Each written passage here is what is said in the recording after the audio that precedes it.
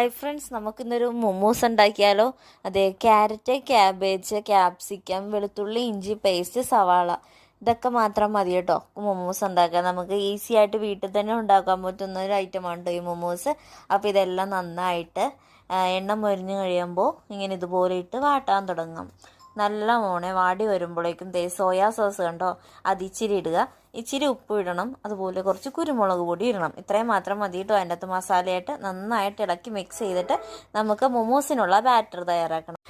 അതിന് വേണ്ടി ഒരു പാത്രത്തിൽ കുറച്ച് വെള്ളവും മൈദയും ഉപ്പും പഞ്ചസാരയും കൂടി മിക്സ് ചെയ്ത് കുറച്ച് എണ്ണയും കൂടി ഇട്ട് നല്ലോണം പരത്തി ഇഷ്ടമുള്ള പാത്രം വെച്ച് ഷേപ്പ് ചെയ്തെടുത്ത് നമ്മൾ തയ്യാറാക്കി വെച്ചിരിക്കുന്ന മൊമോസിൻ്റെ ഫില്ലിങ്സ് അതിൽ നിറച്ച് നല്ലോണം ഷേപ്പ് ചെയ്ത് ഇതുപോലെ റൗണ്ട് ചെയ്ത് എടുക്കുക. എല്ലാം ഇതുപോലെ ചെയ്തിട്ട് നമുക്ക് ആവി പാത്രത്തിൽ കുറച്ച് എണ്ണയും കൂടി തടവി നമുക്ക് മൊമോസ് റെഡിയാക്കാവുന്നതേ ഉള്ളൂ.